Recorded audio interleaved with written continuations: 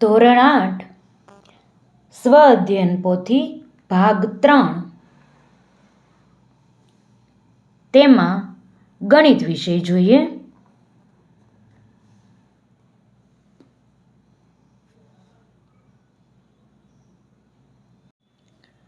પાના નંબર 70, વિષય ગણિત, પ્રકરણ 4, માહિતીનું નિયમન. વિદ્યાર્થી મિત્રો, પ્રકરણનું સોલ્યુશન મેળવતા પહેલાં થોડી ચર્ચા કરવી છે. મોટાભાગના બાળકો એવું કરે છે કે વિકલ્પવાળા પ્રશ્નોમાં તેઓ દાખલા ગણતા નથી અને પ્રકરણના અંતમાં જે જવાબ આપેલા છે તે જવાબ ડાયરેક્ટ ટીક કરી નાખે છે. તેનું પરિણામ શું આવે છે? જ્યારે પરીક્ષામાં આવા પ્રશ્નો પૂછાય છે ત્યારે તેઓને સાચા જવાબ મળતા નથી, કારણ કે તેને જવાબ કેવી રીતે આવ્યો તે ખબર હોતી નથી. તો મારા તરફથી આપ સૌને વિનંતી છે કે ડાયરેક્ટ જવાબ લખવાના બદલે તમે પ્રશ્ન સમજો, તેને અનુરૂપ દાખલો ગણો અને પછી યોગ્ય વિકલ્પ પસંદ કરો, જેથી તમને પરીક્ષામાં જ્યારે આ પ્રશ્નો પૂછાય છે ત્યારે તમે સરળતાથી જવાબ મેળવી શકો. પ્રશ્ન 1, યોગ્ય વિકલ્પ પસંદ કરો. માનવ શરીરના વિવિધ ભાગોમાં રહેલ પ્રોટીનના પ્રમાણની વિગત નીચેના વર્તુળાલેખમાં દર્શાવેલ છે. તે પરથી પ્રશ્ન 1 થી 3ના જવાબ આપો. પહેલો પ્રશ્ન છે. પ્રશ્ન જોતા પહેલા આપણે વર્તુળાલેખ સમજી લઈએ. વર્તુળાલેખમાં 4 અલગ અલગ વિભાગ આપેલા છે અને તેના અલગ અલગ માપ આપેલા છે. શેના માપ આપેલા છે? આપણા માનવ શરીરના અલગ અલગ ભાગમાં પ્રોટીનનું કેટલું પ્રમાણ છે તે અહીં વર્તુળાલેખમાં દર્શાવેલું છે. વર્તુળાલેખ પરથી આપણે પહેલા 3 પ્રશ્નોના જવાબ આપવાના છે. પહેલો પ્રશ્ન, સ્નાયુઓ અને હાડકામાં રહેલ પ્રોટીનનો ગુણોત્તર કેટલો થશે? તો સૌથી પહેલા આપણે ગુણોત્તર શોધીએ. ગુણોત્તર બરાબર, પહેલો અક્ષર છે સ્નાયુઓ, તેથી અંશમાં આપણે સ્નાયુઓ લખીએ અને બીજો શબ્દ છે હાડકા, તો છેદમાં આપણે હાડકા લખીએ. રફ કામ જ કરવાનું છે, પણ જવાબ કેવી રીતે આવ્યો તે તમને ખબર હોવી જોઈએ. સ્નાયુઓમાં પ્રોટીનનું પ્રમાણ કેટલું છે? 1/3. આ મોટો છેદ અને હાડકામાં પ્રોટીનનું પ્રમાણ કેટલું છે? 1/6. આપણે જાણીએ છીએ છેદનો છેદ અંશમાં જાય અને આ બંનેનો ગુણાકાર થાય, તો 1/6 છેદમાં 3/1, તો 3 દુ 6, 2 એકા 2/1, તો જવાબ કેટલો આવ્યો? 2/1. સરળતાથી તમને જવાબ મળી જાય છે ડી, 2/1.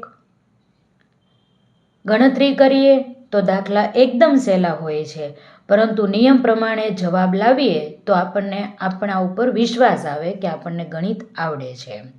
બીજો પ્રશ્ન, ચામડીમાં રહેલ પ્રોટીન અને હાડકામાં રહેલ પ્રોટીન બંને ભેગા મળીને વર્તુળાલેખમાં કેટલા અંશ માપનો ખૂણો બનાવે છે? ચામડીમાં રહેલું પ્રોટીન અને હાડકામાં રહેલું પ્રોટીન, આ બંનેના ભાગ આપણે ભેગા કરવાના છે અને પછી તે ખૂણાનું અંશ આપણે શોધવાનું છે. સૌથી પહેલા આપણે ચામડીની વાત કરીએ તો ચામડી માટે આપણને 1/10 ભાગ આપેલો છે અને વર્તુળાલેખ હોય આપણને ખબર છે તેનો ખૂણો 360 અંશનો થાય, તેથી 1/10 ગુણ્યા 360 અંશ લખવાનું. 0 0 ઉડી જાય તો આપણને જવાબ મળે છે 36 અંશ. બીજો ભાગ આપણને હાડકાની વાત કરી છે, તો હાડકાનો ભાગ લખીએ. હાડકા માટે આપણને 1/6 આપેલા છે, તેની સાથે આપણે 360 અંશ ગુણીએ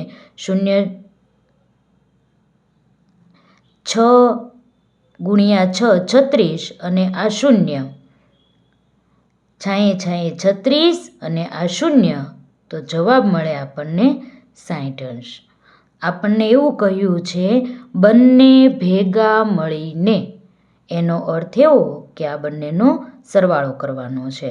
36 વત્તા 60, તો કેટલા મળ્યા આપણને? 96 અંશ. તો જવાબ આપણને શું મળે છે? ડી, 96 અંશ. પછીનો ત્રીજો પ્રશ્ન જોઈએ. અંતઃસ્ત્રાવ ઉત્સેચકો અને અન્ય પ્રોટીન વર્તુળમાં કેટલા અંશનો ખૂણો બનાવે છે? અંતઃસ્ત્રાવ ઉત્સેચકો અને અન્ય પ્રોટીનનો આટલો ભાગ આપણને આપેલો છે. બીજા અન્ય 3 વિભાગમાં આપણને આંકડાકીય માહિતી આપેલી છે, આ ભાગમાં આપેલી નથી અને તેનો જ અંશ આપણે શોધવાનો છે. તો સૌથી પહેલાં શું કરશું? 1માંથી આ 3 જે માપ આપેલા છે તેનો સરવાળો આપણે બાદ કરશું અને કેટલા ભાગ છે તે જોઈશું અને પછી તેને આપણે અંશમાં ફેરવવા માટે પ્રયત્ન કરશું. જોઈએ આપણે. અંતઃસ્ત્રાવ ઉત્સેચકો અને અન્ય પ્રોટીન બરાબર આખું વર્તુળ છે તેને આપણે 1 કહીએ. તેમાંથી આ 3 ભાગનો સરવાળો બાદ કરવાનો છે. 1/3 વત્તા 1/10 વત્તા 1/6. આવી રીતે આપણે બાદ કરવાનું છે. લસા કાઢીએ આપણે. 3, 10 અને 6નો લસા જોઈએ. 2 વડે ભાગ ચાલે તો 3, 5 દુ 10, 3 દુ 6. 3 વડે ભાગ ચાલે, 3 એકા 3, 5 ના 5, 3 એકા 3. હવે 5 વડે ભાગ ચાલે તો 1 ના 1, 5 એકા 5 અને 1. તો લસા શું મળે છે આપણને? લસા બરાબર 5 દુ 10 અને 10 તેરી 30. આ ત્રણેય સંખ્યાના છેદમાં આપણે 30 લાવવાના છે. તો 1 ઓછા 1/3 વત્તા 1/10 વત્તા 1/6. આપણે જે રીતે 7મા ધોરણમાં કરતા હતા એ જ રીતે આપણે એકદમ સરળ રીતથી જ દાખલો ગણશું. 30 લાવવા હોય છેદમાં તો 10 વડે ગુણાકાર કરવો પડે. છેદમાં 10 ગુણીએ તો અંશમાં પણ 10 ગુણવા પડે. આ બાજુ 30 લાવવા માટે 10 સાથે 3નો ગુણાકાર કરવો પડે. છેદમાં 3 કરીએ તો અંશમાં પણ 3 ગુણવા પડે. 6 પંચા 30, તો 1ની સાથે પણ 5 ગુણવાના. બરાબર 1 ઓછા 10/30 વત્તા 3/30 વત્તા 5/30. તેથી 1 ઓછા, હવે બધાનો છેદ સરખો છે તેથી એક વખત લખીએ. 10 વત્તા 3 વત્તા 5.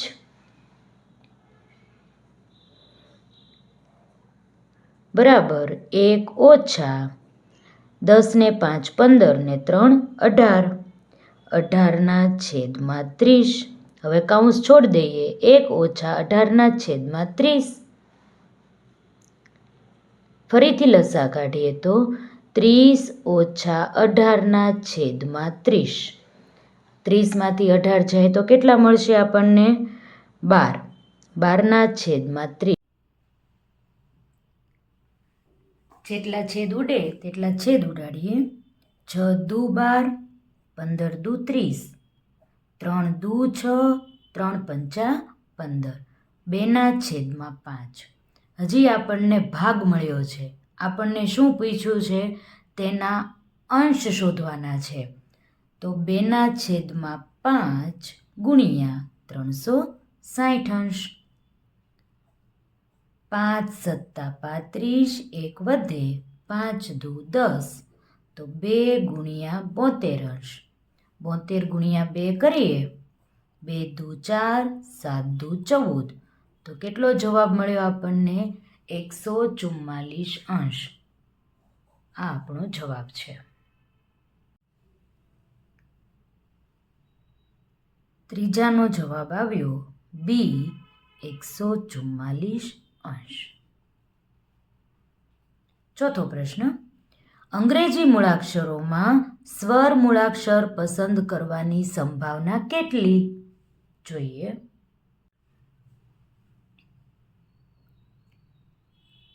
કુલ મૂળાક્ષર કેટલા છે? ABCDમાં આપણે જાણીએ છીએ કુલ મૂળાક્ષર છે તે 26 છે. તેમાંથી સ્વર મૂળાક્ષર કેટલા છે? સ્વર મૂળાક્ષર પહેલા સ્વર કયા કયા છે તે જોઈએ. એ, ઈ, આઈ, ઓ અને યુ. તો સ્વર મૂળાક્ષરોની સંખ્યા કેટલી મળી આપણને? 1, 2, 3, 4, 5. આપણને એવું પૂછ્યું છે અંગ્રેજી મૂળાક્ષરોમાં સ્વર મૂળાક્ષર પસંદ કરવાની સંભાવના કેટલી? જોઈએ હવે. સંભાવના બરાબર કુલ મૂળાક્ષરોને છેદમાં લખવાના. કુલ મૂળાક્ષર 26 છે અને સ્વર મૂળાક્ષરની સંખ્યા છે તેને અંશમાં લખવાની. તો સંભાવના કેટલી મળી આપણને? 5/26. તો ઓપ્શન આવશે બી 5/26. પછીનો પ્રશ્ન જોઈએ. આપણને એવું કહ્યું છે એક ટેબલ પર 4 ભૂરા, 7 લાલ અને 3 કાળા, 6 સફેદ કલરના બટન મૂકેલા છે. 4 પ્રકારના બટન છે ભૂરા, લાલ, કાળા અને સફેદ. એક બિલાડી ટેબલ ઉપર કૂદે છે તો એક બટન નીચે પડે છે. તો ભૂરું બટન પડવાની સંભાવના કેટલી? જોઈએ આપણે. કુલ બટન કેટલા છે તે જોઈએ. કુલ બટન 4 ભૂરા છે, 7 લાલ છે, 3 કાળા છે અને 6 સફેદ બટન છે. સરવાળો કરીએ. 6 ને 4 10 ને 7 17 ને 3 20. કુલ બટન કેટલા છે? 20. આપણને એવું પૂછ્યું છે ભૂરું બટન પડવાની સંભાવના કેટલી? તો ભૂરા બટન કેટલા છે? 4. તો લખીએ ભૂરા બટનની સંખ્યા બરાબર 4. હવે આપણે તેની સંભાવના જોઈએ. તો સંભાવના બરાબર હમણાં વાત કરી એવી રીતે કુલ જે સંખ્યા હોય તે છેદમાં લખવાની અને જે આપણને પ્રશ્ન પૂછ્યો હોય તેની સંખ્યા આપણે અંશમાં લખવાની. છેદ ઉડે તે છેદ ઉડાડીએ. 4 એકા 4, 4 પંચા 20. તો સંભાવના કેટલી મળે છે? 1/5. તો ઓપ્શન કયો આવશે? સી 1/5.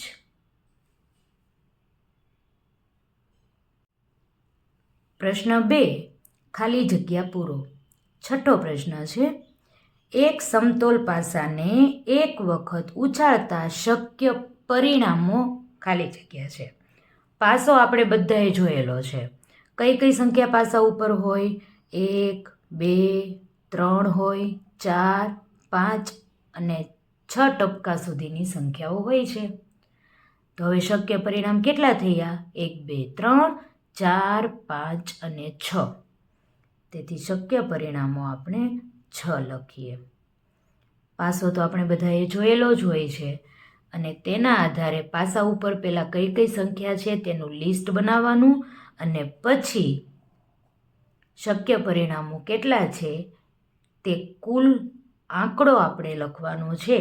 1 થી 6 આવો જવાબ લખવાનો નથી. 7મો પ્રશ્ન વર્તુળ આલેખ પરથી પ્રશ્નોના જવાબ આપો. સૌથી પહેલાં આપણે વર્તુળ આલેખ સમજી લઈએ. આ વર્તુળ આલેખ આપ્યો છે તેમાં બાળકો શાળાએ જાય છે તો કયા વાહનનો ઉપયોગ કરે છે અથવા તો ચાલતા જાય છે તે આપણને અહીં અંશમાં માપ આપેલું છે. તેના આધારે આપણે પ્રશ્નોના જવાબ આપવાના છે. પહેલો પ્રશ્ન, કયા માધ્યમ દ્વારા સૌથી વધારે બાળકો શાળાએ જાય છે? તો સૌથી વધારે મોટામાં મોટો ખૂણો કયો છે? તો 120. તો તેમાં માધ્યમ કયું છે? તો છે બસ. તો આપણે શું લખશું? બસ દ્વારા. પછીનો પ્રશ્ન જોઈએ. શાળામાં કેટલા ભાગના બાળકો કાર દ્વારા શાળાએ જાય છે? હવે કારમાં આપણને અંશ માપ 90નું આપેલું છે. 90 અંશ આવું આપણને લખ્યું છે, પરંતુ પ્રશ્નમાં આપણને એવું પૂછ્યું છે કેટલા ભાગના બાળકો. એનો અર્થ એવો આપણે ભાગ શોધવાનો છે. જોઈએ. પ્રશ્ન બી માટે હેડિંગ આપીએ કાર. તો કેટલા ભાગના બાળકો કીધું છે, તેથી આપણે અંશ અને છેદમાં આ દાખલો કરી અને પછી છેદ ઉડાડશું ત્યારે આપણને ભાગ મળશે.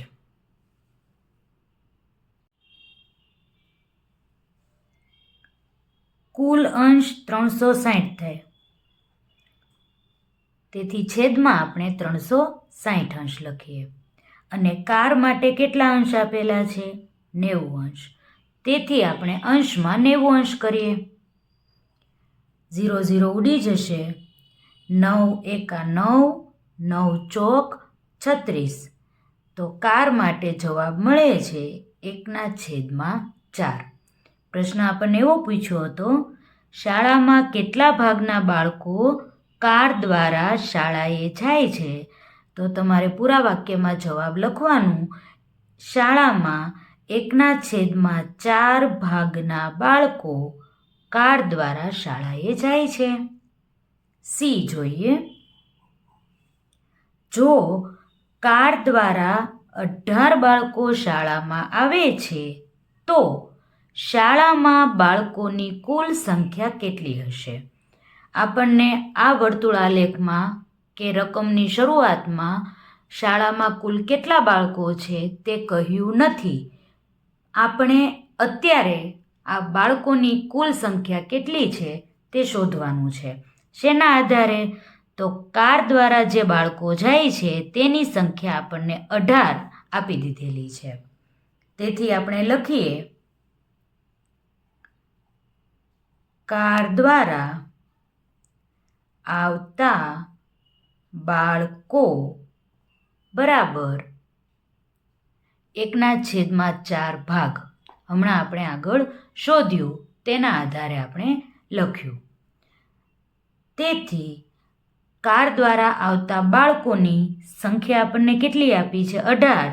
તેથી આપણે 18 બરાબર કુલ બાળકો છે તેનો ચોથો ભાગ કરવો પડે. આ 4 ભાગાકારમાં છે, આ બાજુ આવશે, બરાબરની આ બાજુ આવે એટલે ગુણાકારમાં થશે. તેથી લખીએ 18 × 4 બરાબર કુલ બાળકો. તેથી 18 ચોક 72, 72 બરાબર કુલ બાળકો.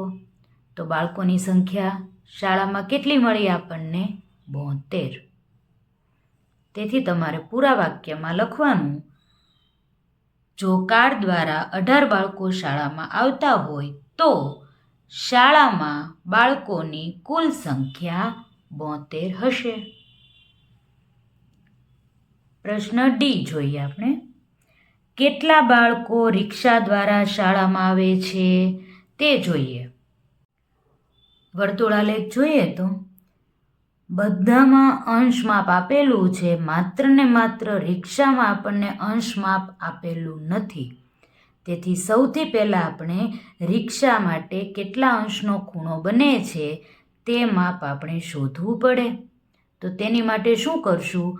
બાકીના જે અંશ માપ છે તેનો સરવાળો કરશું. જે જવાબ મળશે તેને 360 અંશમાંથી બાદ કરીએ તો આપણને ખબર પડી જાય કે રિક્ષા માટે કેટલા અંશનો ખૂણો બને છે. સૌથી પહેલાં આપણે સરવાળો કરીએ. 120 અંશ, પછી 60 અંશ ચાલતા બાળકો, પછી 60 અંશ પાછા સાયકલ લઈને આવતા બાળકો અને 90 અંશ જેટલા બાળકો કારમાં આવે છે. તો 0, 6 ને 6 12, 12 ને 2 14, 14 ને 9 23, 23 નો તગડો, બંધી 2, 2 ને 1 3. ટોટલ 330 અંશ મળ્યા. રિક્ષા સિવાયના બધા ખૂણાનો સરવાળો આપણે કર્યો. હવે આપણે રિક્ષા માટે જ્યારે શોધવું છે ત્યારે 360 અંશમાંથી 330 અંશ બાદ કરવા પડે. તો 0, 6માંથી 3 જાય તો 3, 3માંથી 3 જાય તો 0. તેથી રિક્ષા માટેનો ખૂણો આપણને કેટલો મળ્યો છે? 30 અંશનો. હજી તો આપણને માત્ર ને માત્ર રિક્ષા માટેનો ખૂણો મળ્યો છે કે 30 અંશનો ખૂણો વર્તુળ આલેખમાં બને છે. પ્રશ્ન શું પૂછ્યો છે? કેટલા બાળકો રિક્ષા દ્વારા શાળામાં આવે છે? એટલે કે બાળકોની સંખ્યા આપણે શોધવાની છે. જોઈએ આપણે.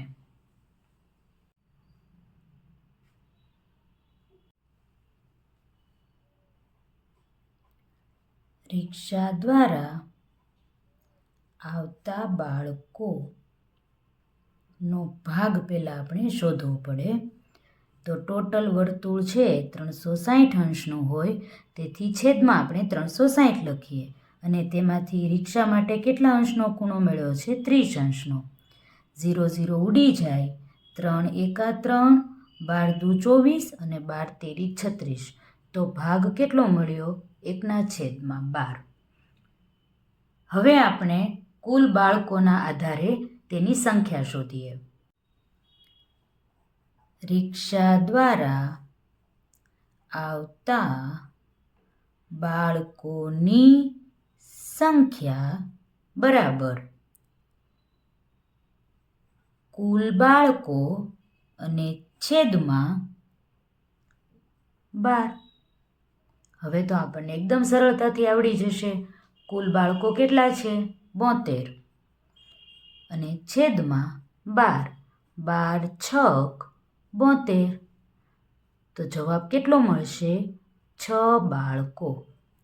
6 બાળકો એવા છે જે રિક્ષા દ્વારા સ્કૂલે આવે છે. પછીનો પ્રશ્ન છે, કયા બે માધ્યમો દ્વારા સરખી સંખ્યામાં બાળકો શાળામાં આવે છે? કયા બે માધ્યમો દ્વારા એટલે કે આખો વિભાગ આપણને આપ્યો છે તેમાં સરખે સરખા અંશનો ખૂણો કયો છે તે શોધવાનું છે. તો 60 અંશ અને 60 અંશ. તો ચાલતા આવે છે તે અને સાયકલ દ્વારા આવે છે તે. આ બંને માધ્યમ દ્વારા સરખી સંખ્યામાં બાળકો શાળામાં આવે છે. હું ટૂંકમાં જવાબ લખું છું. તમારે પૂરા વાક્યમાં લખવાનો છે. સાયકલ દ્વારા અને ચાલીને.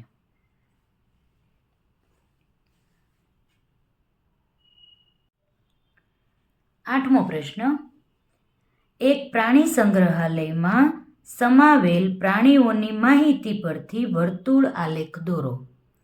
પ્રાણીઓના નામ આપણને આપ્યા છે અને તે પ્રાણીઓની સંખ્યા પણ આપણને આપેલી છે.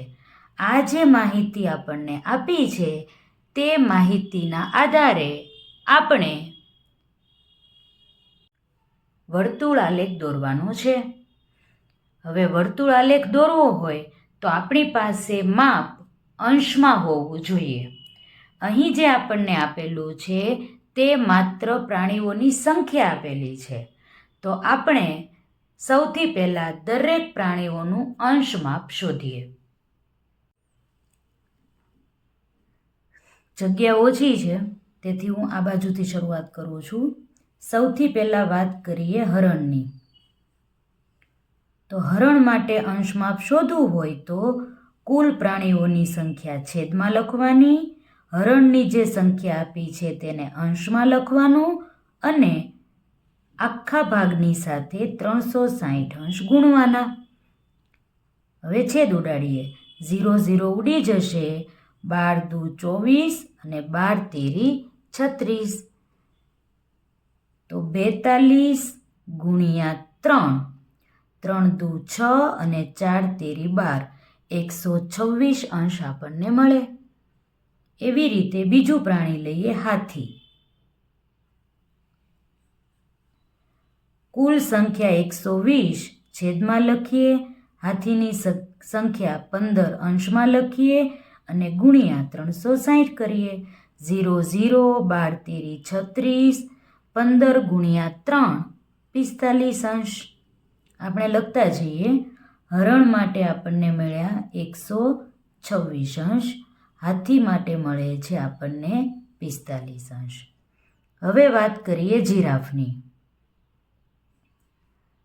ટોટલ પ્રાણીઓ 120 છેદમાં અને 26 આપણને જીરાફની સંખ્યા આપી છે તે અંશમાં લઈએ ગુણ્યા 360. 0 0, 12 દુ 24, 12 તેરી 36. બાજુમાં નાના અક્ષરે લખું છું. 26 ગુણ્યા 3, 26 તેરી 78. 78 અંશ આપણને મળશે. તેથી 28 અંશ જીરાફના. સરીસૃપ. પ્રશ્ન થવો જોઈએ સરીસૃપ પ્રાણીઓ એટલે સાપ ને એ બધું આવે. બરાબર છે. ટોટલ સંખ્યા છે 120 છેદમાં લખીએ, 24 આપણે ઉપર લખીએ ગુણ્યા 360. 0 0, 12 તેરી 36, 24 તેરી 72. તેથી આવશે 72 અંશ. તો અહીં લખીએ આપણે 72 અંશ. અને હવે લખીએ વાઘ. તો 120 આપણે છેદમાં લખીએ છીએ, વાઘની સંખ્યા 13 આપણે અંશમાં લખીએ છીએ ગુણ્યા 360. 0 0, 12 તેરી 36, 13 તેરી 39 અંશ. તેથી અહીં લખીએ આપણે 39 અંશ. હવે આપણે બધી જ માહિતી જે આપી હતી તેના આધારે અંશ માપ લઈ લીધું છે. હવે આપણે વર્તુળ આલેખ દોરવા પ્રયત્ન કરીએ. તમને વ્યવસ્થિત આલેખ સમજાવી શકું તેથી હું રફ પેજમાં દોરું છું. તમારે નાનો આલેખ ત્યાં સ્વાધ્યાયપોથીમાં દોરવાનો રહેશે. સૌથી પહેલાં આપણે વર્તુળનું કેન્દ્ર લઈએ. પરિકરની મદદથી વર્તુળ દોરવાનું છે.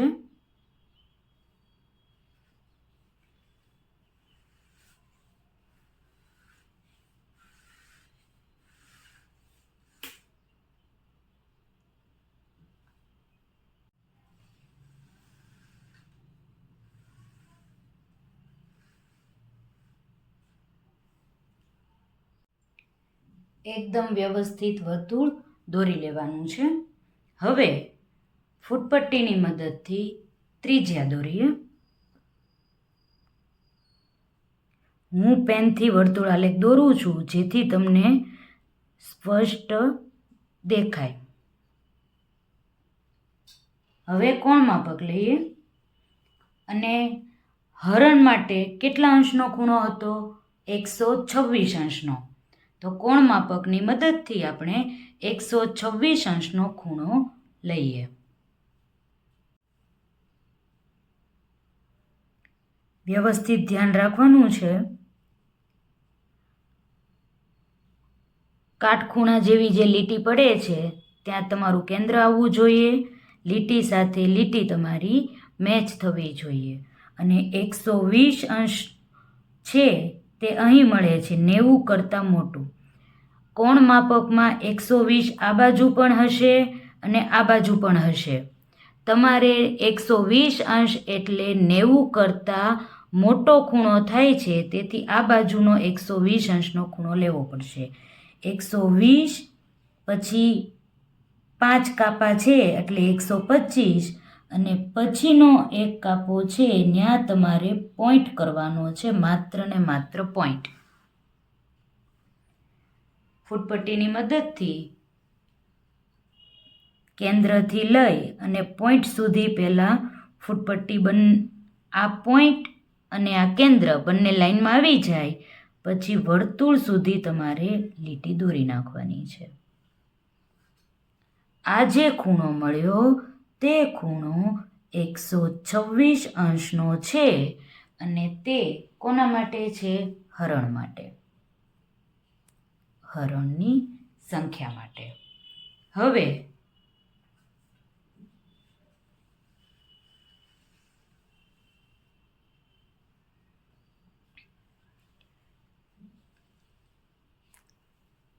આ પટ્ટીને ધ્યાનમાં લેવાની છે, તેથી મેં કાગળને ફેરવ્યો છે. તમારે પણ તમારી બુકને ફેરવી નાખવાની છે.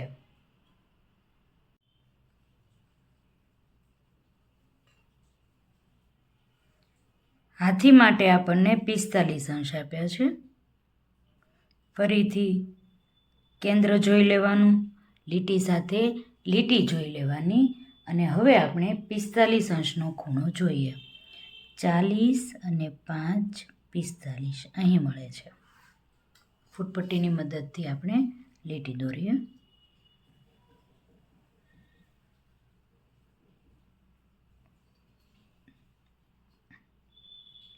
બંને પોઈન્ટ મળે તેવી રીતે પહેલાં લીટી રાખવાની અને વર્તુળ સુધી લીટી દોરવાની.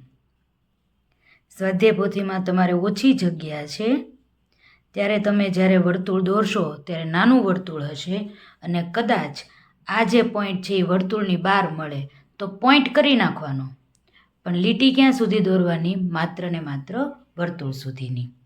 ખાસ યાદ રાખજો. પછીનું પ્રાણી છે, સૌથી પહેલાં તો હાથી લખી નાખીએ, અને તેનો ખૂણો હતો 45 અંશનો. હાથી પછી છે જીરાફ, અને જીરાફ માટે છે 78 અંશ. ફરીથી કોણ માપક ગોઠવીએ, લીટી સાથે લીટી મેચ કરીએ, અને 78 આ 70 છે, પછી 5 લીટા એટલે 75, પછી 76, 77 ને 78 એટલે કે 80માં 2 લીટી ઓછી રહે ત્યાં ટપકું તમારે કરવાનું છે.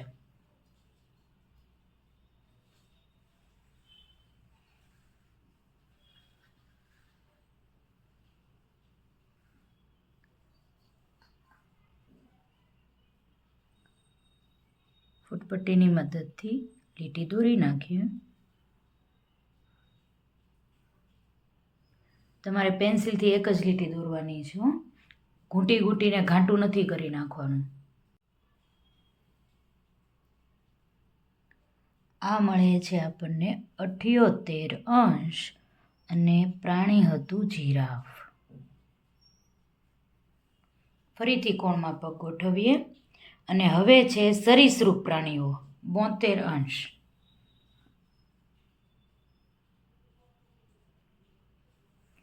સિત્તેર અને 70ની ઉપર 2 લીટી થાય એટલે 72 અંશ આપણને મળી જશે.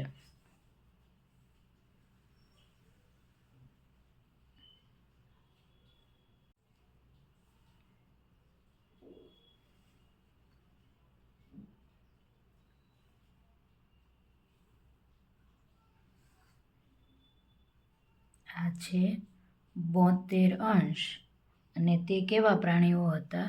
સરીસૃપ પ્રાણીઓ. હવે જે ખૂણો રહ્યો છે તે 39 અંશનો હોવો જોઈએ, તો જ આપણો વર્તુળ આલેખ સાચો પડે, નહીંતર કંઈક ભૂલ છે તેવું માની લેવાનું.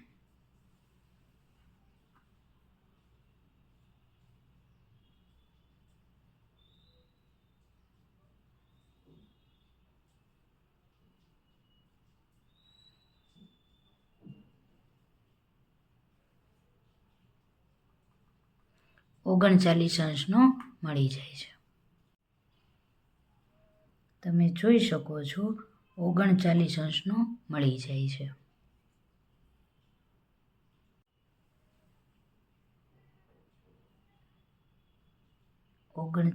અંશ ભાગ.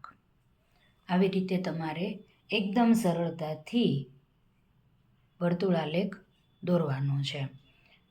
મેં તમને વ્યવસ્થિત રીતે આલેખ દોરતા શીખવ્યું છે. એક પણ ભૂલ ના થવી જોઈએ, એક પણ લીટી ઘૂંટાવી ન જોઈએ, અને હમણાં ઝૂમ કરીને તમને બતાવ્યું એવી રીતે છેલ્લી લીટી 39 ઉપર આવી જવી જોઈએ. તો જ તમારો આલેખ છે એ સાચો પડશે.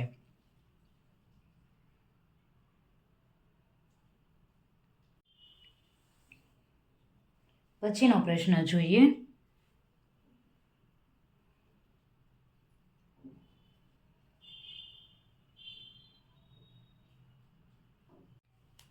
નવમો પ્રશ્ન આપ્યો છે.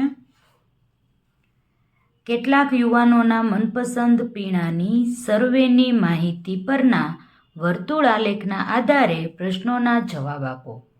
તમને અહીં વર્તુળાલેખ આપેલો છે અને તેમાં યુવાનોને કયું પીણું પસંદ છે તેની માહિતી સર્વે પરથી નક્કી કરી અને પછી આલેખ દ્વારા માહિતી આપેલી છે અને પ્રશ્નોના જવાબ આપણે આપવાના છે. કયા પ્રકારનું પીણું સૌથી વધારે યુવાનોને પસંદ છે? આમાંથી કયું પીણું સૌથી વધારે પસંદ છે? તો મોટામાં મોટો ખૂણો આ મળે છે, તેથી આપણે કહી શકીએ ઠંડા પીણા વધારે પસંદ છે.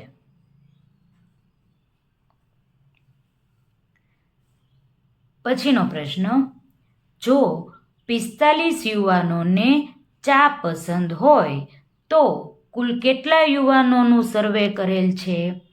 45 યુવાનો એવા છે કે જેને ચા પીવી પસંદ છે, તો ટોટલ કેટલા યુવાનોનો સર્વે થયો છે તે સંખ્યા આપણે કહેવાની છે. ચા માટે આપણને 15% આપેલા છે. તેના આધારે આપણે આગળ દાખલો જોઈએ. x ના 15% બરાબર 45. તેથી x ગુણ્યા 15/100 બરાબર 45. xની કિંમત શોધીએ તો x બરાબર 45 ગુણ્યા 100 ભાગાકારમાં છે, આ બાજુ આવશે તો ગુણાકારમાં જશે. 15 xની સાથે ગુણાકારમાં છે, આ બાજુ આવશે તો ભાગાકારમાં જશે. છેદ ઉડાડીએ 15 તેરી 45. તેથી x બરાબર 3 ગુણ્યા 100. તેથી x બરાબર 300. તેથી આપણે લખીએ 300 યુવાનો. તમારે આખા વાક્યમાં જવાબ લખવાનો છે.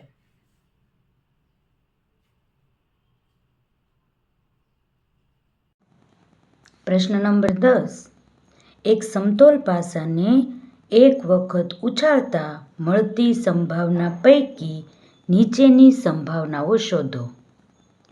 અલગ અલગ 6 પ્રકારની સંભાવના આપણને શોધવાનું કહ્યું છે. સૌ પ્રથમ વાત કરીએ, એક સમતોલ પાસાને ઉછાળતા આપણને પાસા ઉપર કેવા કેવા અંક મળે છે તેની.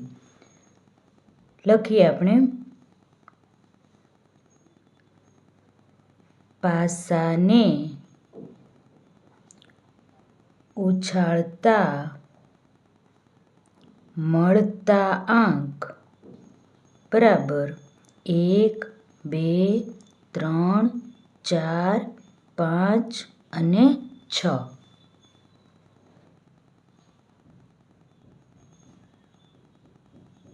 હવે જોઈએ પ્રશ્ન એ. અયુગ્મ સંખ્યા મળે.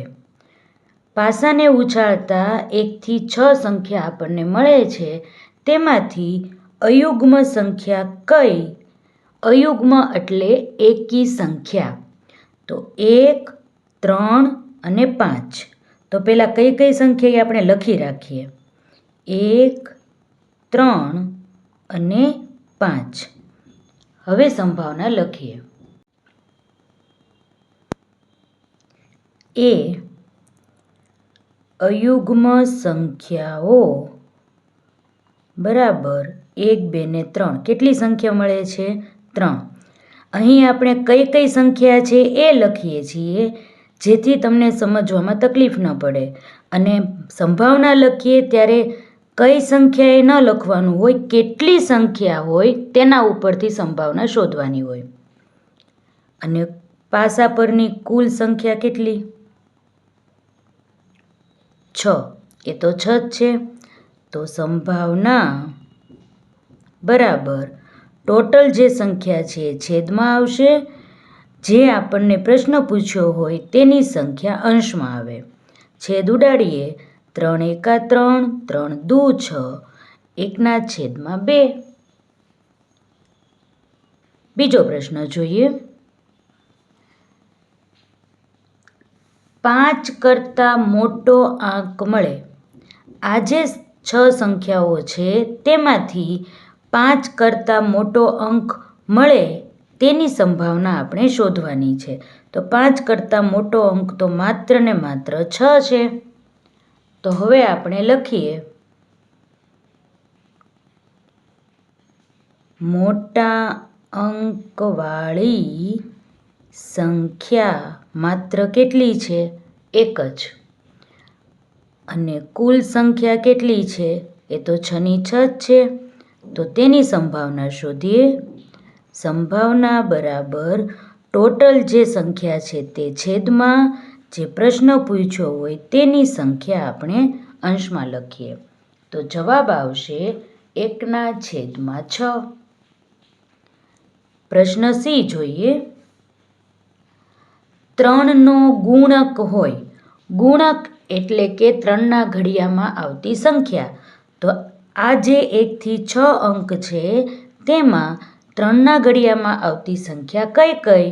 તો 3 એકા 3 અને 3 દુ 6. તો 3ના ગુણક હોય એવી બે સંખ્યા મળી છે. કઈ કઈ? 3 અને 6.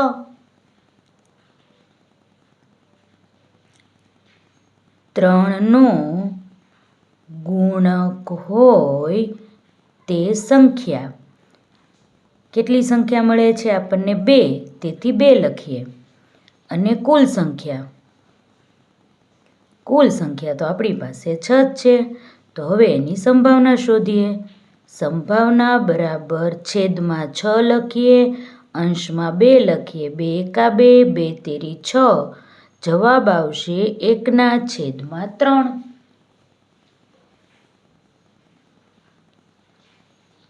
નાના અક્ષરે લખવું પડે છે. પ્રશ્ન ઘણા બધા છે અને જગ્યા ઓછી આપી છે. છાપવાવાળાને ખબર ન હોય ને કે કેવડા મોટા દાખલા અમારે આવે છે. સાચી વાત ને? સારું, હાલો છોડો મસ્તી. ડી. 1 કરતાં નાની સંખ્યા હોય. હવે આમાં 1 થી તો શરૂઆત થાય છે. તો 1 કરતાં નાની સંખ્યા ક્યાં હોવાની? તેથી આવશે જવાબ 0. પણ સંભાવના તો લખવી પડે. તેથી લખીએ 1 કરતાં નાની સંખ્યા કેટલી છે? તો કે 0. અને કુલ સંખ્યા કેટલી છે? એ તો આપણને ખબર જ છે, 6. તો સંભાવના બરાબર ટોટલ જે સંખ્યા છે તે છેદમાં, માંગેલી જે પ્રશ્નવાળી સંખ્યા છે તે અંશમાં. તો જવાબ આવશે 0.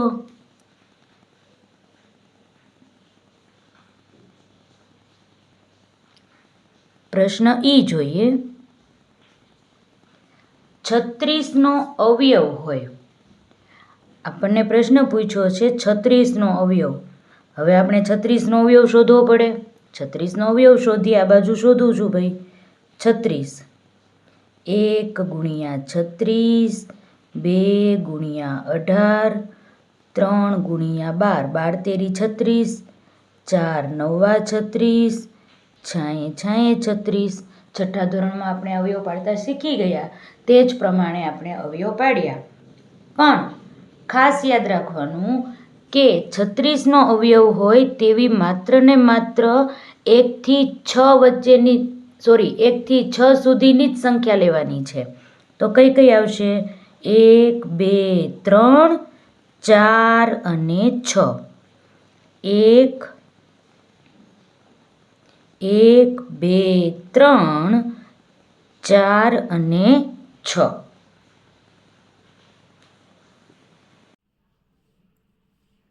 છત્રીસના અવયવવાળી સંખ્યાઓ. કેટલી સંખ્યા મળી આપણને? 1, 2, 3, 4, 5. અને કુલ સંખ્યા 6 તો છે જ.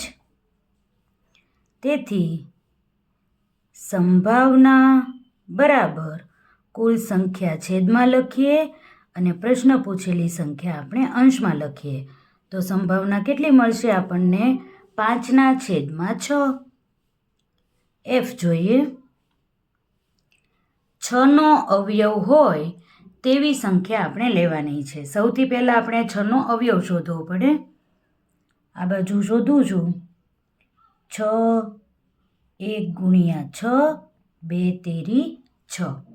આવી રીતે આપણને અવયવ મળે. તો કઈ કઈ સંખ્યા 6ના અવયવ સ્વરૂપે મળી આપણને?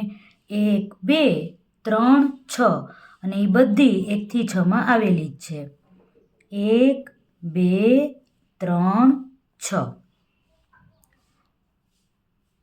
6નો અવયવ હોય તેવી સંખ્યા બરાબર 1, 2, 3, 4. કેટલી સંખ્યા મળી? 4. અને કુલ સંખ્યા તો 6 છે જ. તેથી સંભાવના કેટલી મળશે? કુલ સંખ્યા છેદમાં લખીએ, પ્રશ્ન પૂછેલી સંખ્યા અંશમાં લખીએ, છેદ ઉડાડીએ. 2 દુ 4, 2 તેરી 6, તો 2/3. આવી રીતે તમે સરળતાથી સંભાવના શોધી શકો. અક્ષર થોડાક નાના કરવા પડ્યા છે, ચલાવી લેજો. સમજાઈ ગયું હશે તમને એવું માની લઉં છું. પ્રશ્ન નંબર 11. એક થેલીમાં સફેદ અને અમુક પીળા દડાઓ ભરેલા છે. ઋત્વિક એક દડો પસંદ કરે છે. તો સફેદ દડો પસંદ કરવાની સંભાવના 2/9 છે. જો થેલીમાં કુલ 36 દડા હોય તો પીળા દડાની સંખ્યા શોધો. થોડુંક અઘરું પડે, પરંતુ કરીએ તો થઈ જશે. ચાલો જોઈએ આપણે. સફેદ દડો પસંદ થવાની સંભાવના આપણને આપેલી છે. સંભાવના કેટલી આપી છે? સફેદ દડો પસંદ થવાની સંભાવના 2/9 આપી છે. આપણને પીળા દડાની સંખ્યા શોધવાનું કહ્યું છે, પરંતુ સંખ્યા શોધતા પહેલાં જે આપણને રકમમાં બીજો અંક આપ્યો છે તેનો ઉપયોગ કરવો પડે, તો જ આગળ દાખલો ચાલે. તો સફેદ દડો પસંદ કરવાની સંભાવના 2/9 છે. તો આના ઉપરથી પીળા દડાની સંભાવના શોધવી પડે. તો આપણે જાણીએ છીએ સંભાવના તો 0 થી 1ની વચ્ચે હોય. તેથી આ જે રકમ આપી છે તેને આપણે 1માંથી બાદ કરીએ તો બાકી રહી હોય તે પીળો દડો પસંદ થવાની સંભાવના આપણને મળે. તો લખીએ. પીળો દડો પસંદ થવાની સંભાવના બરાબર 1 - 2/9. 9 × 9 - 2/9. 9માંથી 2 જાય તો 7/9. આ માત્ર ને માત્ર આપણને પીળો દડો પસંદ થવાની સંભાવના મળી છે, પરંતુ આપણને પીળા દડાની સંખ્યા શોધવાનું કહ્યું છે. હવે આપણે સંખ્યા શોધીએ. પીળા દડાની સંખ્યા જે આપણને સંભાવના મળી છે તે સંભાવના લખીએ 7/9 અને તેની સાથે કુલ દડા છે 36 તે ગુણી લઈએ. છેદ ઉડાડીએ. 9 ચોક 36, તો 7 × 4, 7 ચોક 28. તેથી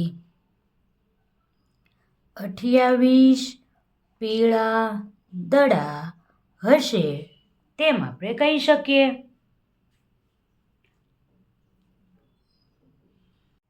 પ્રશ્ન નંબર 12. સોનિયા આપેલા કાર્યમાંથી એક કાર્ડ લે છે. કાર્ડ મળવાની સંભાવનાની ગણતરી કરો. અહીં આપણને 10 કાર્ડ આપેલા છે. દરેક કાર્ડમાં ABCDના અક્ષર પણ લખેલા છે અને અંક પણ લખેલા છે. અને સોનિયા છે આ કાર્ડમાંથી એક કાર્ડ પસંદ કરે છે. તો અલગ અલગ 4 પ્રશ્નો આપણને આપ્યા છે. તે પ્રશ્નોના આધારે આપણે સંભાવના શોધવાની છે. પહેલો પ્રશ્ન, એકી સંખ્યા. હવે આપણે ઉપરના કાર્ડ પહેલાં જોઈએ કે એકી સંખ્યા કઈ કઈ છે. 1, 3, 5, 7 અને 9. એકી સંખ્યાઓ એટલી છે. અહીં લખું છું. પહેલાં તો કાર્ડની કુલ સંખ્યા લખીએ. કાર્ડની કુલ સંખ્યા 10 છે. હવે આપણે જોઈએ એકી સંખ્યાવાળા કાર્ડ કેટલા છે. એકી સંખ્યાવાળા કાર્ડની સંખ્યા 1, 2, 3, 4 અને 5. કેટલા કાર્ડ છે? 5. હવે તેની સંભાવના શોધીએ. તેથી સંભાવના બરાબર છેદમાં કુલ કાર્ડ અને પ્રશ્ન પૂછ્યો હોય તે સંખ્યા અંશમાં લખવાની. છેદ ઉડાડીએ. 5 એકા 5, 5 દુ 10, તો 1/2. આ પહેલો જવાબ આપણને મળ્યો. હવે બીજો પ્રશ્ન જોઈએ. Y card. પ્રશ્ન બી આપ્યો છે વાય કાર્ડ. હવે જોઈએ વાય લખેલા કાર્ડ કેટલા છે. 1, 2 અને 3. વાય કાર્ડ છે 3 છે. હવે તેની સંભાવના જોઈએ. કાર્ડની કુલ સંખ્યા બરાબર 10 અને વાય કાર્ડની સંખ્યા કેટલા મળ્યા આપણને. વાય કાર્ડ 1, 2 ને 3. બાજુમાં લખું છું. તેથી સંભાવના બરાબર ટોટલ કાર્ડ છે છેદમાં પ્રશ્ન પૂછેલા કાર્ડની સંખ્યા અંશમાં. તો સંભાવના કેટલી મળી આપણને? 3/10.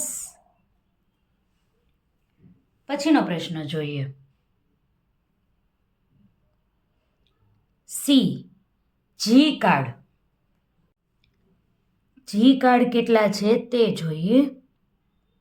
આ 1 અને આ 2 કાર્ડ છે. હવે સી અહીં લખું છું. કુલ કાર્ડની સંખ્યા બરાબર 10 અને જી કાર્ડની સંખ્યા કેટલા છે. જી કાર્ડ 1 અને 2. તેથી સંભાવના બરાબર કુલ કાર્ડ છેદમાં અને જી કાર્ડવાળા સંખ્યાનો જે આંક આપ્યો છે તે અંશમાં. 2 એકા 2, 2 પંચા 10. તેથી સંભાવના કેટલી મળી આપણને? 1/5. 1/5 આપણો જવાબ. ડી જોઈએ.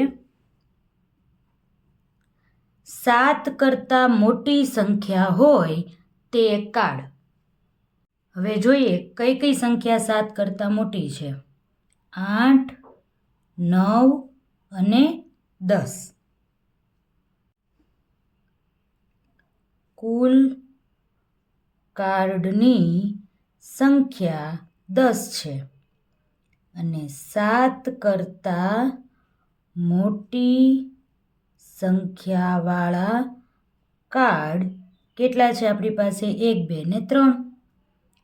તેથી સંભાવના બરાબર ટોટલ 10 કાર્ડ છેદમાં લખીએ. પ્રશ્ન પૂછેલા કાર્ડ આપણે અંશમાં લખીએ. તો સંભાવના કેટલી મળી? 3/10.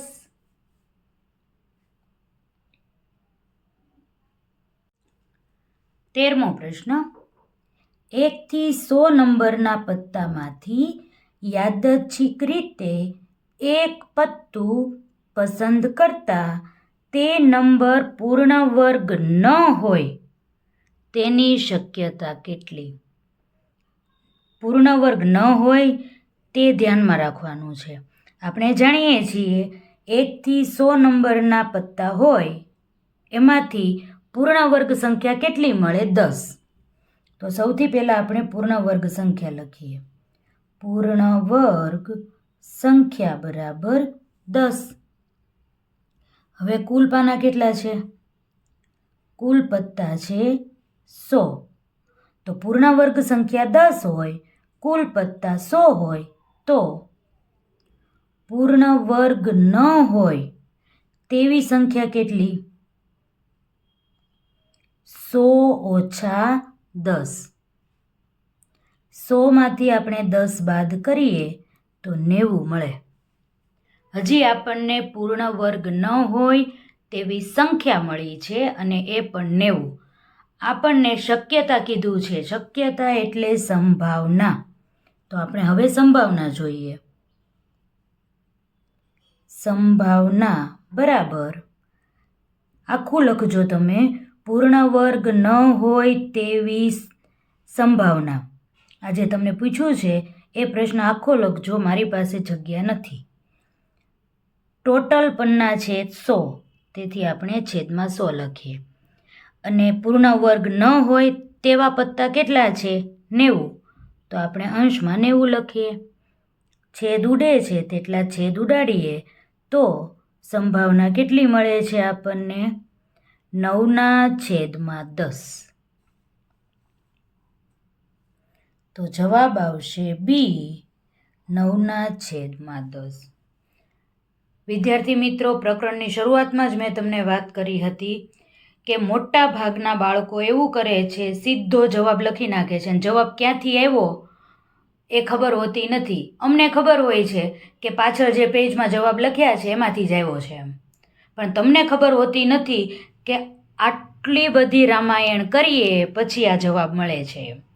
એટલે ખાસ ધ્યાન રાખજો કે સીધો જવાબ લખવાની ક્યારેય ટેવ પાડવાની નથી. બધા જ દાખલાનું સંપૂર્ણ સોલ્યુશન લઈ વિચારીને પછી જાતે દાખલા ગણવાના છે અને જાતે જવાબ નક્કી કરવાનો છે.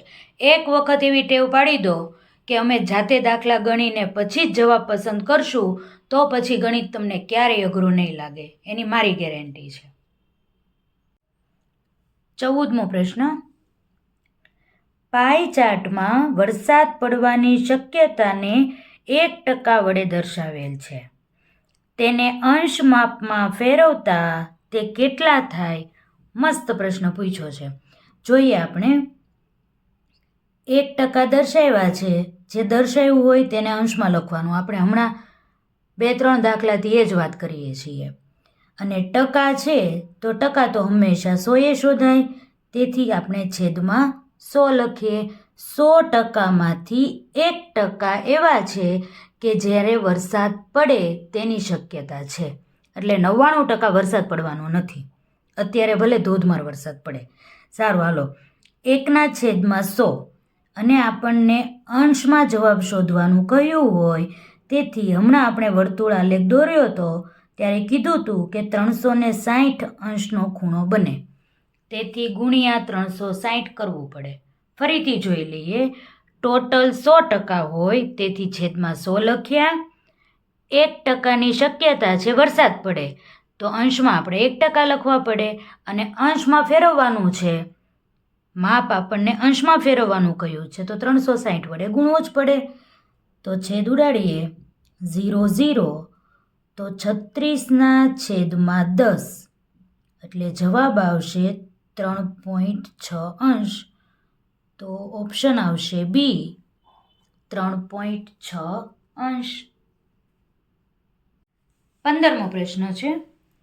એક થેલામાં 4 લાલ રંગના અને 2 લીલા રંગના દડા છે. યાદચ્છિક રીતે એક દડો પસંદ કરતા તે લીલા રંગનો મળવાની સંભાવના કેટલી? કુલ દડા જોઈએ પહેલાં. કુલ દડા 4 + 2 6. 4 લાલ દડા છે, 2 લીલા દડા છે, તેથી 4 + 2 = 6. આપણે કયા દડા પસંદ કરવાના છે? લીલા રંગના. તેથી લખીએ લીલા રંગના દડા કેટલા છે? 2. તો સંભાવના તો મળી જ જાય, એકદમ સહેલો દાખલો છે. સંભાવના બરાબર ટોટલ દડા 6 છે તે છેદમાં લખીએ, લીલા દડા 2 છે તે અંશમાં લખીએ, જેટલા છેદ ઉડે એટલા ઉડાડી દઈએ. 2 એકા 2, 2 તેરી 6. તેથી સંભાવના આપણને કેટલી મળે છે? 1/3. તો જવાબ આવશે એ 1/3. છે ને એકદમ સરળ. અધ્યયન નિષ્પત્તિનું સર્વગ્રાહી મૂલ્યાંકન જોઈએ. પ્રશ્ન નંબર 1, યોગ્ય વિકલ્પ પસંદ કરો. પહેલો પ્રશ્ન, એક શાળામાં કુલ 5 બાળકો છે. કુલ બાળકો આપી દીધા. તેમાંથી 3 બાળકોએ સ્પર્ધામાં ભાગ લીધો છે. તો સ્પર્ધામાં ભાગ ન લેનાર બાળકોની સંભાવના કેટલી? એકદમ સહેલું છે, જોઈએ. કુલ બાળકો બરાબર 5. સ્પર્ધામાં ભાગ લીધેલા બાળકો 3 આપણને આપ્યા છે, પણ સંભાવના કોની શોધવાની છે? ભાગ ન લેનાર બાળકોની. તેથી લખીએ સ્પર્ધામાં ભાગ ન લેનાર બાળકો બરાબર 5માંથી 3 બાદ કરી નાખીએ. એટલા બાળકો છે જે સ્પર્ધામાં ભાગ નથી લેતા. કેટલા? તો 2. 5 બાળકોમાંથી 3એ સ્પર્ધામાં ભાગ લીધો છે, તો 2 છે એને સ્પર્ધામાં ભાગ નથી લીધો. તો હવે આપણે સંભાવના શોધીએ. સંભાવના કોની? તો કે સ્પર્ધામાં ભાગ ન લેનાર બાળકોની સંભાવના. આખું વાક્ય લખજો, હું ખાલી સંભાવના લખું છું. કુલ બાળકો 5 છે, છેદમાં લખીએ, અને સ્પર્ધામાં ભાગ ન લેનાર બાળકો 2 છે, તો એને અંશમાં લખીએ. જવાબ આવી ગયો 2/5. હવે તમને એવું થાય આમાં તો કાંઈ એવું 2/5 છે જ નહીં. શું કરવાનું હવે? ભાગાકાર કરો. પોઈન્ટમાં જવાબ લાવવો છે તો આપણે ભાગાકાર કરવો પડે. 2/5. 5ના ઘડિયામાં 2 ન આવે, તેથી 0 કરી અને પોઈન્ટ મૂકવો પડે. આ તો ભાગાકારનો નિયમ છે. પોઈન્ટ મૂકીએ, અહીંયા 0 મૂકીએ, તો 5 ચોક 20. આવી ગયો જવાબ. કેટલો જવાબ આવ્યો? 0.4. એકદમ સરળ છે. તો જવાબ આવશે બી 0.4. પ્રશ્ન 2, એક સિક્કાને 200 વખત ઉછાળતા 120 વખત છાપ મળે છે. તો છાપ મળવાની સંભાવના કેટલી? આ તો એકદમ સરળ છે. 20 વખત ઉછાળવાનો છે એટલે આ કુલ સંખ્યા આપી છે, અને 120 વખત છાપ મળે છે એટલે આવડી આપણે સંભાવના શોધવાની સંખ્યા આપી છે. લખી નાખીએ. સંભાવના બરાબર ટોટલ 200 છે, છેદમાં લખીએ, જે પ્રશ્ન પૂછ્યો છે તે આંકડો 120નો છે તે અંશમાં લખીએ. છેદ ઉડાડીએ, 0 0 ઉડી જાય. 6 દુ 12, 10 દુ 20, 3 દુ 6, 5 દુ 10. તો સંભાવના કેટલી મળી? સંભાવના બરાબર અંશમાં 3 મળ્યા, છેદમાં 5 મળ્યા. આ આપણો જવાબ. જવાબ આવશે બી 3/5. એકદમ સરળ છે. પછીનો ટોપિક છે વર્તુળ આલેખ પરથી પ્રશ્નોના જવાબ આપો. આપણને વર્તુળ આલેખ આપેલો છે, તેના ઉપરથી આપણે પ્રશ્નોના જવાબ આપવાના છે. પ્રશ્ન 3 થી 5. આપણે વર્તુળ આલેખ સમજી લઈએ. કંઈક સમાજ સેવા માટે 20%, રોડના 10%, અન્ય ખર્ચ 45% અને શિક્ષણ પાછળ 25%. આના આધારે આપણે પ્રશ્નોના જવાબ આપવાના છે. પ્રશ્નો જોઈએ. ત્રીજો પ્રશ્ન, કુલ ખર્ચ 10 કરોડ. ઓહો, આ બધાનો વ્યવહાર જ કરવાનો લાગે આપણે. હાલો, કુલ ખર્ચ 10 કરોડ હોય તો રોડ બનાવવા માટે કેટલો ખર્ચ થયો હશે? કરોડો રૂપિયા ખર્ચી નાખ્યા છો ભાઈ. હાલો જોઈએ, રોડ બનાવવાનો ખર્ચ કેટલો થયો હશે. વર્તુળ આલેખમાં જોઈએ તો રોડ બનાવવા માટે 10% આપણને આપેલા છે.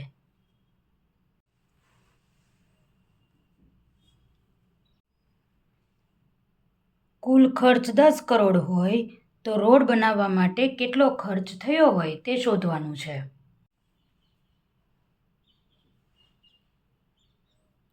જોઈએ આપણે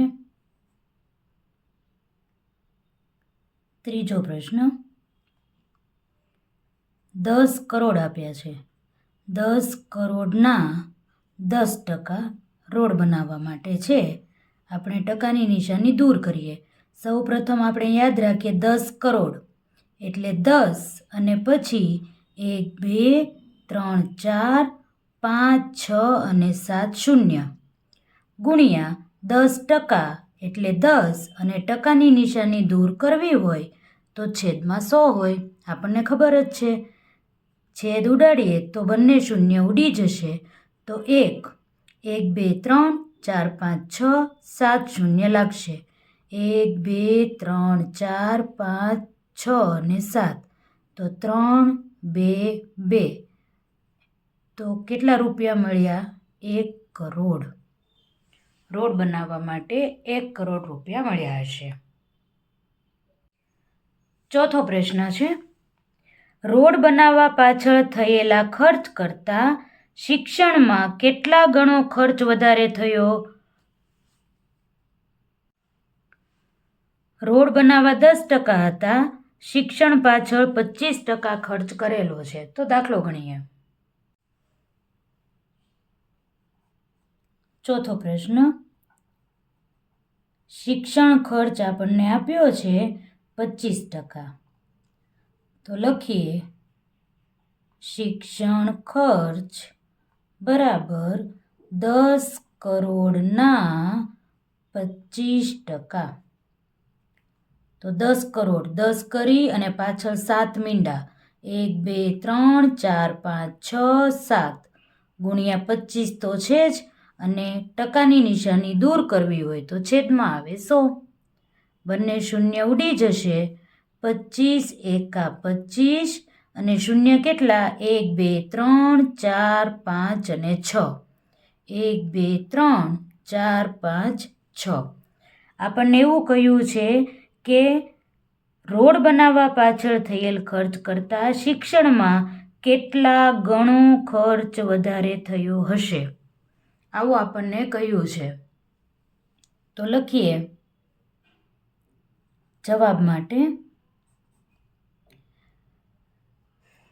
25 અને 6 મીંડા. હું આવી રીતે એટલે કરું છું, એકે શૂન્ય રહી ના જાય. તમારે મનમાં એવું જ બોલવાનું, નહીંતર એકાદું શૂન્ય રહી જાય એટલે આપણો જવાબ ફરી જાય. આપણે જે મહેનત કરી હોય એમાં પાણી ફરી જાય. અને છેદમાં રોડ બનાવવા માટે કેટલો ખર્ચ હતો? 1 કરોડ રૂપિયા. તો 1ની પાછળ 7 મીંડા 1 2 3 4 5 6 અને 7. શૂન્ય શૂન્ય જેટલા ઉડે છે તેટલા આપણે ઉડાડી દઈએ. તો મળશે આપણને 25/10. 25/10 એટલે 2.5. આ આપણો જવાબ. પાંચમો પ્રશ્ન જોઈએ. રોડ અને સમાજ સેવા પાછળ થયેલ ખર્ચના કુલ ખર્ચ સાથેના અપૂર્ણાંક દર્શાવો. સૌથી પહેલાં આપણે ખર્ચ શોધવાનો, જે ખર્ચ છે એને અપૂર્ણાંક સ્વરૂપે પણ દર્શાવવાનું છે. સમાજ સેવા માટે 20% ફાળવેલા છે. બહુ વધારે સેવા કરી નાખી. હાલો, પાંચમો પ્રશ્ન. રોડ માટે તો 1 કરોડ આપણને મળી ગયેલા જ છે, ભલે પડ્યા. હવે સમાજ સેવાની વાત કરીએ. સમાજ સેવા પાછળ 20% ખર્ચ કરેલો છે. તો 10 કરોડના 20% શોધીએ. તો 10 કરોડ, 10ની પાછળ 7 શૂન્ય, 1 2 3 4 5 6 અને 7, 20% એટલે 20/100, 0 0 0 0, 2 એકા 2 અને કેટલા શૂન્ય વધ્યા? 1 2 3 4 5 6 7, 1 2 3 4 5 6 અને 7 એટલે કેટલા મળ્યા આપણને? 2 કરોડ. હજી તો આપણે સમાજ સેવા પાછળનો ખર્ચ શોધ્યો છે. આપણે તો કુલ ખર્ચ શોધવાનો અને એને પછી અપૂર્ણાંકમાં ફેરવવાના. લખીએ આપણે કુલ ખર્ચ. તો રોડનો ખર્ચ 1 કરોડ અને સમાજ સેવાનો ખર્ચ 2 કરોડ. તો પછી ટોટલ કેટલા થયા? 2 ને 1 3 કરોડ. અને હવે આપણે અપૂર્ણાંક જોઈએ. અપૂર્ણાંક માટે આપણને ખબર છે, અપૂર્ણાંક એવો શબ્દ એને વાપર્યો છે એટલે આપણે અંશ અને છેદવાળો જવાબ જોઈએ. ટૂંકમાં સંભાવના જેવો આપણે જવાબ શોધવાનો છે. ટોટલ કેટલા કરોડ હતા? 10 કરોડ.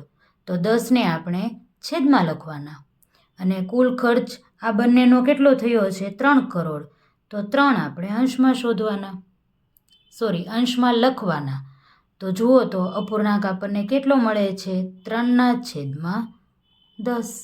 એણે અપૂર્ણાંક સ્વરૂપે દર્શાવો એટલે કહ્યું છે કે આપણે સંભાવનાના દાખલા ગણ્યા છે એટલે એણે આવી રીતે લખેલું છે એવું માની લઈએ આપણે. બરાબર છે? હકીકતમાં પ્રશ્ન છે એ કે બંધ બેસતો છે નહીં. વિદ્યાર્થી મિત્રો, આજે આપણે દાખલા ગણી રહ્યા છીએ એકદમ સરળ સમજૂતીથી સમજાવું છું. એક વખત તમારા માઇન્ડમાં આ રીત આખી બેસી જશે તો તમે નક્કી કરી શકશો કે આ જવાબ કેવી રીતે આવે છે, આ જવાબ કેવી રીતે આવે છે.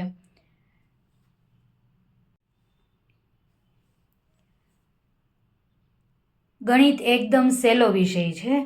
જો આપણે નિયમ પ્રમાણે અમુક પાયાની બાબતો જાણતા હોઈએ તો ગમે એવો દાખલો હોય તે સરળતાથી આપણે ગણી શકીએ અને મારી જેટલું સરળતાથી કોઈ તમને સમજાવશે નહીં. તમે જોયું હશે, ઘણા બધા હશે સમજાવવાવાળા, પણ ટૂંકમાં પાછળથી જવાબ લખી નાખશે, જેમ તેમ જવાબ લખી નાખશે, ભૂલ ઘણી બધી હશે, ઘણું બધું હશે. પણ હું જેટલું સરળતાથી સમજાવું છું, તમારી કક્ષા કરતાં પણ નીચી કક્ષાએ જઈ અને હું તમને આ બધા દાખલા સમજાવી રહી છું. વિદ્યાર્થી મિત્રો, મારી જો આ સમજાવવાની રીત તમને પસંદ હોય તો તમારા મિત્રોને મારો વિડીયો શેર કરો, મારી ચેનલને સબસ્ક્રાઈબ કરો અને ઘરે રોજ ગણિત કરવા માટે પ્રેક્ટિસ શરૂ રાખો. એક સમય એવો આવશે તમને તમારી જાત ઉપર વિશ્વાસ આવી જશે. મૂળ શું છે કે તમારો પાયો નબળો છે. પાયો નબળો હશે એટલે આગળ આપણને દાખલા આવડતા નથી. અને મારા જે દાખલા છે, જે હું તમને દાખલા સમજાવું છું, એકદમ પાયામાંથી સમજાવું છું. તમને ખબર હશે, ગુણાકાર હોય, ભાગાકાર હોય, અવયવ પાડવાના હોય, સંખ્યા નક્કી કરવાની હોય, હું સાથે સાથે દાખલામાં લખતી જાઉં છું. કેમ? પાયો મજબૂત કરવા માટે થઈને, જેથી કરીને ગણિતનો તમારો ડર છે એ દૂર થઈ જાય. તો વિદ્યાર્થી મિત્રો, આટલી સરળ સમજૂતી હું તમને આપું છું તો તમે આ સમજૂતી મુજબ ગણિતની શરૂઆત કરો અને તમારો ગણિતનો ડર દૂર કરો. અને તમારા મિત્રોને પણ આ વિડીયો શેર કરો અને એ લોકોને પણ જણાવો કે ગણિત છે એકદમ સરળ છે. પ્રશ્ન 6. એક જિલ્લામાં જુદી જુદી બેંકોની શાખાઓની સંખ્યા આપના અંદાજ મુજબ લખો. તે પરથી વર્તુળાલેખ તૈયાર કરો. આપણે ગમે એક જિલ્લો લેવાનો છે અને તેમાં ઘણી બધી અલગ અલગ બેંકની શાખાઓ આવેલી હોય. તે કઈ બેંકની કેટલી શાખાઓ છે તેનો આખો અંદાજ આપણે અહીં લખવાનો છે અને તેના આધારે આપણે વર્તુળાલેખ તૈયાર કરવાનો છે. હવે વિદ્યાર્થી મિત્રો, આ બાબત એવી છે કે આપણે જો આપણા ભાવનગરની શાખાઓ લખવા જઈએ તો આંકડાઓ ખૂબ મોટા મળે એમ છે. તેથી હું આશરે અંદાજિત મારા વિસ્તાર પૂરતી આજુબાજુમાં થોડાક અમુક કિલોમીટર સુધીમાં જેટલી બેંક છે તેના આધારે હું આ વર્તુળાલેખ તૈયાર કરાવું છું. એનું હું તમને કારણ કહું. મેં કાલે નેટ ઉપર સર્ચ કર્યું તો ભાવનગર જિલ્લામાં SBIની બ્રાન્ચ 77 છે.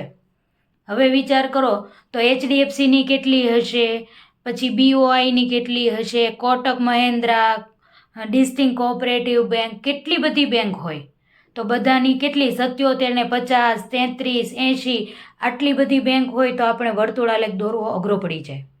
અને આ લોકોએ કાંઈ ક્લિયર ચોખ્ખો આંકડો કીધો નથી કે હોય એટલી જ તમે લખો, એવું કીધું છે કે અંદાજ મુજબ લખો. તેથી હું મારા વિસ્તારની અમુક કિલોમીટરમાં જેટલી બેંક છે તેની સંખ્યાના આધારે વર્તુળાલેખ દોરું છું. કારણ કે આટલી બધી મોટા જિલ્લામાં બેંક વધારે હોય તો એનો વર્તુળાલેખમાં છેદ ઉડાડવું ને એવું બધું થોડુંક અઘરું પડી જાય. અને એવું બધું આપણે કાંઈ સાચું કરવાની જરૂર છે નહીં, અંદાજ મુજબ આપણે ચાલવાનું છે. તેથી આપણે આપણા વિસ્તારમાં જેટલી બેંક છે એ પ્રમાણે આપણે વર્તુળાલેખ દોરશું. જોઈએ આપણે, મેં બેંકની આજુબાજુની વિસ્તારની બેંકની માહિતી મેળવી તો SBIની બેંક 8 છે. માત્ર નાના વિસ્તાર પૂરતી જ કહું છું. BOI બેંક છે એ 3 છે. HDFC બેંક છે 4 છે. કોટક મહિન્દ્રા, હું ખાલી કોટક લખું છું, કોટક મહિન્દ્રાની 2 બેંક છે.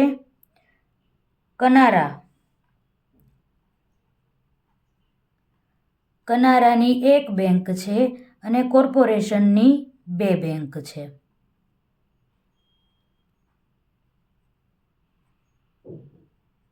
કોર્પોરેશન બેંક છે એ 2 છે. આપણે આ બેંકની માહિતીના આધારે વર્તુળાલેખ દોરવાનો છે. જોઈએ, સૌથી પહેલાં આપણે જે બેંકની સંખ્યા છે તે સંખ્યાના આધારે આપણે પહેલાં અંશ માપ શોધવું પડે.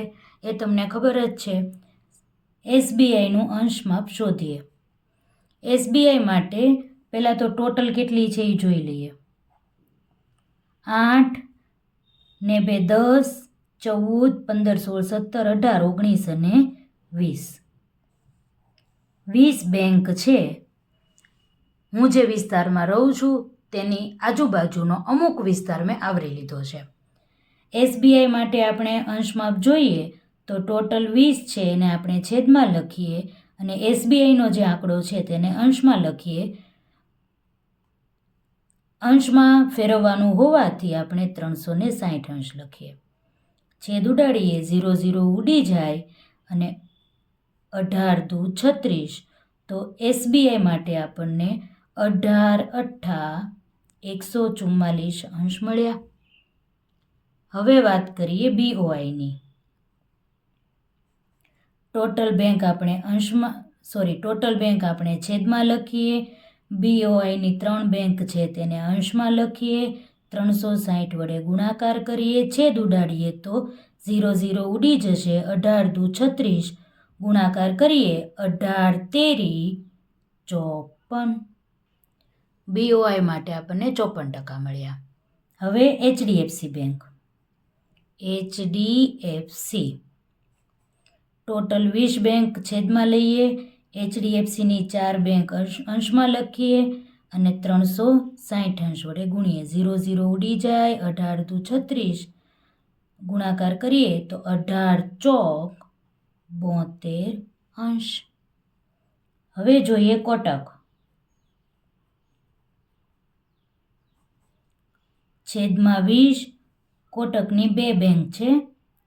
ગુણ્યા 360, 0 0, 18 દુ 36 અને ગુણાકાર કરીએ તો 18 દુ 36 અંશ. કોટક પછી કનારા.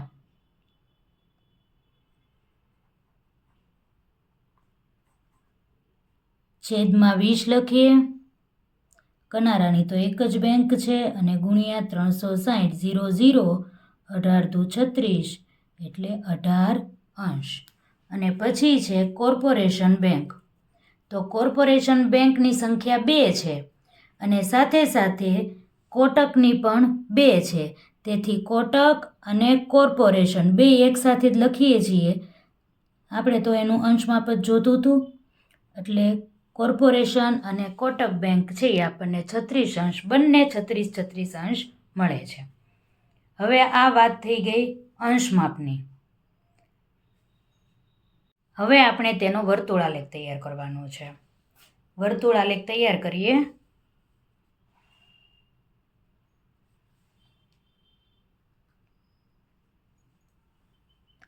સૌથી પહેલા આપણે વર્તુળનું કેન્દ્ર લઈએ. જોઈએ અહીંયા આલેખ આવી જતો હોય નાનો અમથો તો દોરી નાખીએ, નહીંતર હું તો રફ પેજમાં દોરીશ. મને આ બધું બહુ નાનું નાનું લાગે છે. થાય તો કરું છું. થોડુંક કેન્દ્ર નીચેથી લઈ લઉં, આ બાજુ દોરું છું કેન્દ્ર, ઓલું કેન્સલ રાખજો.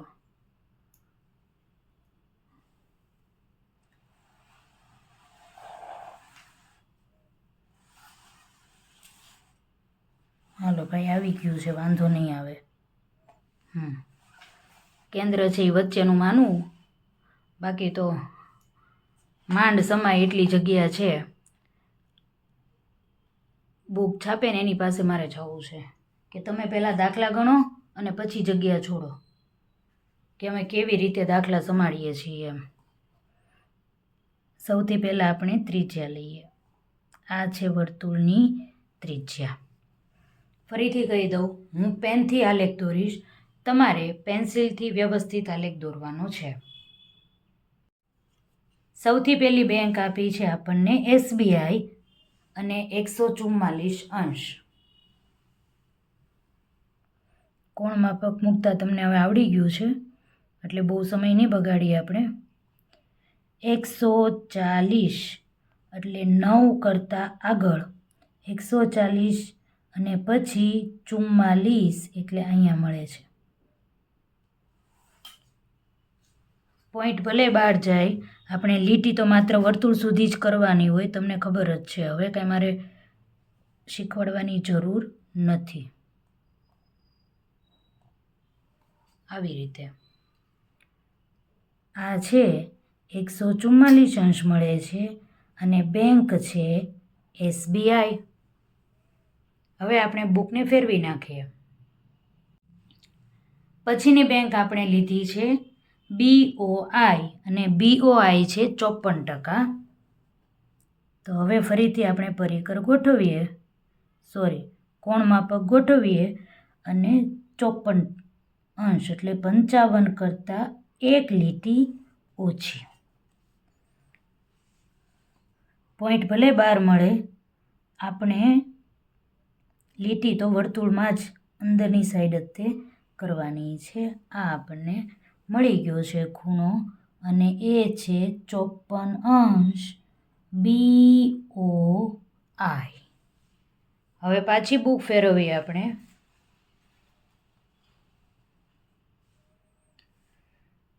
HDFC 72%. કોણ માપક મૂકીએ આપણે.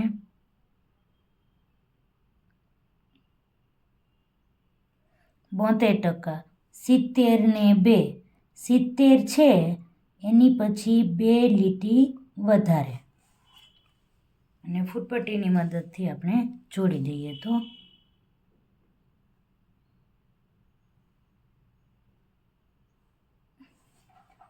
આ મળે છે આપણને 72 અંશ અને એ છે HDFC. ફરીથી બુક ફેરવી નાખીએ. પછીની બેંક છે કોર્પોરેશન 36 અંશ અને કોટક પણ 36 અંશ, બંને 36 અંશ છે. જોઈએ પહેલાં આપણે કોર્પોરેશન બેંક, પેલી કઈ બેંક લીધી હતી, કોટક લીધી હતી, એટલે સૌથી પહેલાં આપણે કોટકને ખોટું ન લાગવું જોઈએ, એટલે પહેલાં મળે આપણને 36 અંશ અને હવે તેને આપણે જોડી દઈએ કેન્દ્ર સાથે આવી રીતે અને આ મળે છે 36 અંશ અને એ છે કોટક મહિન્દ્રા બેંક. બરાબર છે. હવે કોટક પછી 36 અંશ, કોર્પોરેશન બેંકના પણ છે. તો હવે કોર્પોરેશન બેંકને જોઈ લઈએ. આ કેન્દ્ર, આ લીટી આગી હોઈ ગઈ લે ખબર રહી આલો.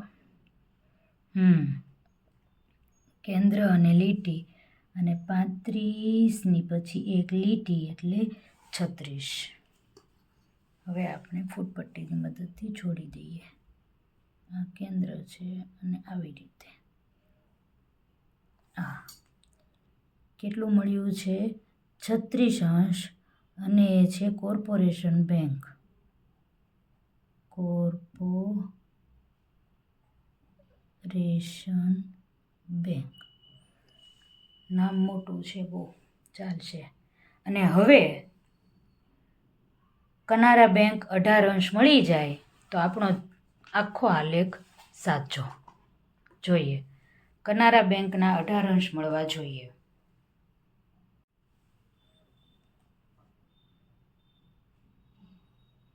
આ જ મોટો ખેલ છે. જુઓ તમે, 20 કરતાં નાનું 18 આપણને મળી જાય છે. વિદ્યાર્થી મિત્રો, એકદમ સરળતાથી આપણે વર્તુળ આલેખ દોરી શકીએ છીએ. તમે તમારા વિસ્તારની આજુબાજુમાં જેટલી બેંક હોય તેની સંખ્યા લખી અને તમારી રીતે તમારે વર્તુળ આલેખ તૈયાર કરવાનો છે.